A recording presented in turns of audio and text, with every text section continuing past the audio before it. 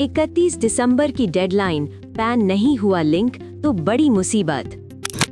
Pan आधार link नहीं, 1 जनवरी से रुक जाएंगे ये काम।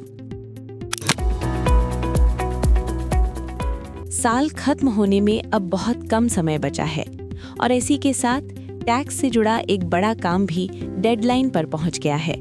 अगर आपका पैन कार्ड अभी तक आधार से लिंक नहीं है तो ये खबर आपके लिए बहुत ज़रूरी है। 31 दिसंबर के बाद न सिर्फ आपका इनकम टैक्स रिफंड रुक सकता है, बल्कि बैंक अकाउंट खोलने से लेकर म्यूचुअल फंड और शेयर बाजार में निवेश तक कई काम अटक सकते हैं। सरकार ने साफ कर दिया है कि ये आखिरी मौका है और इसके बाद राहत की उम्मीद नहीं है। पैन और आधार को लिंक करना क्यों जरूरी है? सरकार ने पैन और आधार लिंकिंग इसलिए जरूरी किया है ताकि एक ही व्यक्ति के नाम पर कई पैन कार्ड ना हो और टैक्स सिस्टम साफ और आसान बना रहे। पिछले कुछ सालों में लोगों की दिक्कतों को देखते हुए तारीख कई बार बढ़ाई गई थी। साल 2025 में भी कुछ खास लोगों को राहत दी गई, खासकर उन्हें जिनका पैन आधार एनरोलमेंट आईडी से पहले बना था। लेकिन अब 31 दिसंबर के बाद कोई छूट नहीं मिलने वाली है। किन लोगों के लिए पैन आधार लिंक करना जरूरी है? ज्यादातर भारतीय नागरिकों के लिए पैन और आधार को लिंक करना जरूरी है।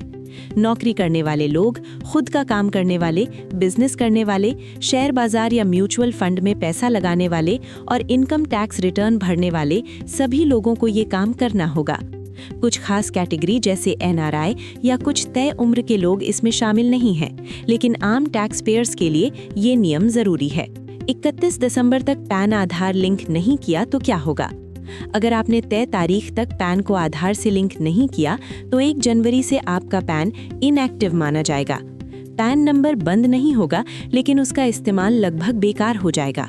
आप सही से इनकम टैक्स रिटर्न फाइल नहीं कर पाएंगे और अगर रिफंड बनता है तो वो अटक सकता है। कई मामलों में ब्याज, डिविडेंड या दूसरी इनकम पर ज्यादा टैक्स भी कट सकता है। इनएक्टिव पैन की वजह से नया बैंक अकाउंट खोलना, केवाईसी पूरा करना, म्यूचुअल फंड में निवेश करना, शेयर खरीदना या बेचना और लोन के लिए अप्लाई करना भी मुश्किल हो सकता है। सीनियर सिटीजन जो ब्याज पर टैक्स से बचने के लिए फॉर्म 15G या 15H देते हैं, उनका फायदा भी बंद हो सकता है। पैन आधार लिंक करने पर कितना चार्ज लगेगा?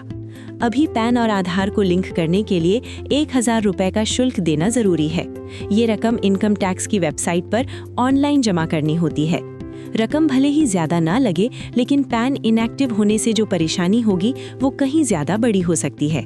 इस खबर में इतना ही। अपडेट्स के लिए देखते रहें वन इंडिया हिंदी।